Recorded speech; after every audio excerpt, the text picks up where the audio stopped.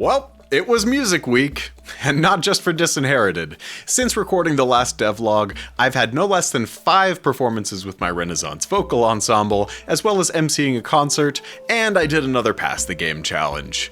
So yeah, this was the tightest week yet for Disinherited, but we still got a lot done on Guillaume. Most notably, he now has boss fight music. However, I also let my artistic impulses get the better of me, and things got a little bit out of hand. I ended up having to call my mom. So, here's the story of how Guillaume's boss music came to be. I'm Dryden Thomas, and I am 21 days into my quest to finish Disinherited. It's a side-scrolling roguelike where you catch, throw, and parry your way through Death's domain to kill the Grim Reaper and claim eternal life, all despite your father, who cut you out of his will. Before we get into the music, I want to show you a couple other pieces of progress. Guillaume now has 2 new moves, a boomerang shovel throw and a bull rush. And these 2 moves were more complicated to implement than all the other ones put together, and here's why. First, the shovel was originally drawn into his hand in the character model. That means that in order to throw it, I had to open the file back up and do a version where he has an open hand. Of course, that didn't fit in the existing canvas, so I had to expand it, which meant I then had to carefully re-rig a new version of his sprite skin, and it didn't quite copy over well. However, some of you suggested that his facial expression should be able to change, and I agree. So this was a golden opportunity to try that out. Next time I should be able to plan out the drawing a little bit better, but for now I have a pretty workable way of changing his face. And then I had to set up the shovel as its own projectile. Also, boomeranging flight paths were a new thing, and then it had to be parryable too. But mechanically I like this a lot, because not only can you parry it, but also crawling or crouching is a valid counterplay. The challenge with the bull rush was that to make it fair, he has to come from a long ways away.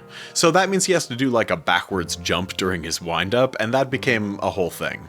But I really like it as an ability for him because it covers a lot of ground, and one of the valid counterplays for it is climbing. I also did a bit more art to round out those jagged edges that you couldn't see last time I showed you the boss room. So some new pillar designs and this all-purpose block. So now I thought it might be interesting to take you through my process for creating the boss music. The earliest step is ideation. I tend to look for a seed somewhere in something that I already have. In this case, I'm trying to keep everything stemming off of the Catacombs theme, which it goes like this.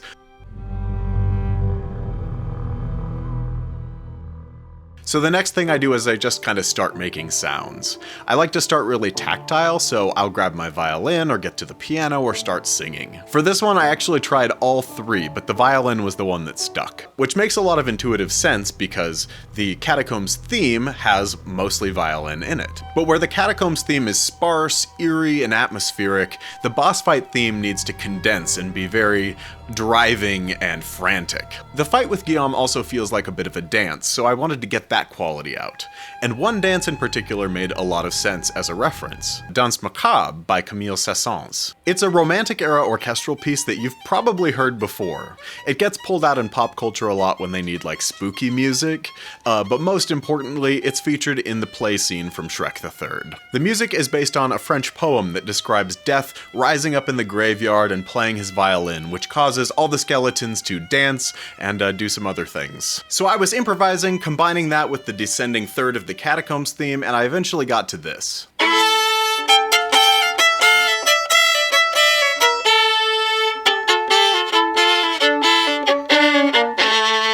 But then I quickly started going a little too far, too fast. This next bit alternates between trills and these flying fast arpeggios like this.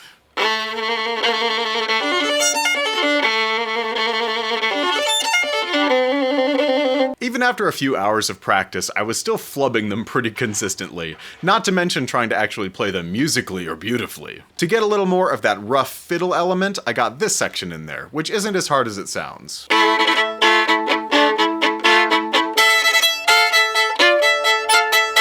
Followed up by this section, which is harder than it sounds.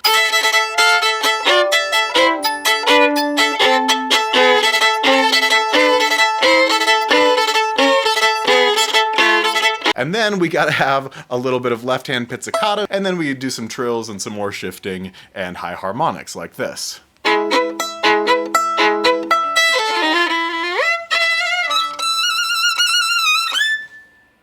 Wow, that actually wasn't so bad. It sounds really cool, I think, but it's about as hard to play as any page from a major concerto. I was running out of time, so I called the one violinist that I can always count on. My mom. Hi. Hi, how you doing? Good. So I wrote this piece for my game, and it's pretty hard. Okay. Would you be able or willing to come over and record it sometime this week? Yeah, I mean, you can't play it? I mean, I can play it, kind of, but it's just gonna sound better if you do it. After securing my ringer, I started the orchestration process. I needed to make sure the composition overall was settled, and that it was gonna actually work with the orchestra. I opened up MuseScore and I just started writing out parts.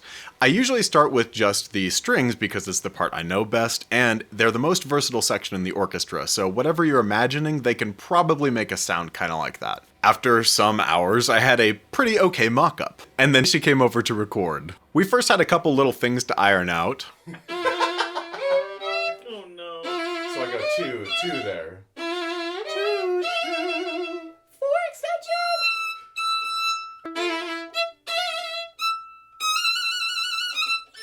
I'd rather Oh, I do like it that. like That's yeah. great. And maybe we had a little too much fun sometimes. This boss is going down. This is... The boss is actually this 1 minute of music. But of course, she knocked out the entire thing in under an hour, which is absolutely unreal, and she's a hero. But there was something about it sounding kind of not right. And I couldn't figure out why, because I was employing all of my best compositional techniques. But sometimes you just need another set of ears. So for me, that was my husband. It turned out that some of my classical impulses had taken over, and I was giving just a few too many parts to the high strings and flutes,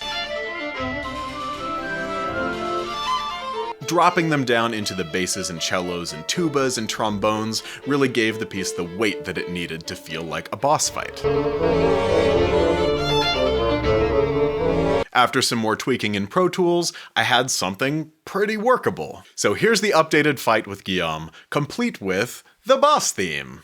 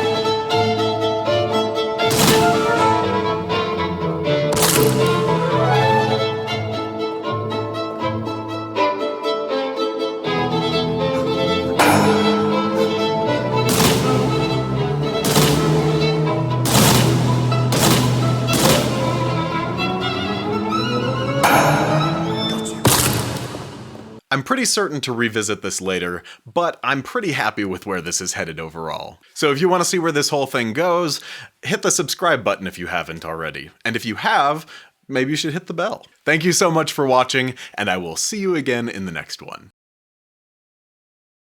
Yeah.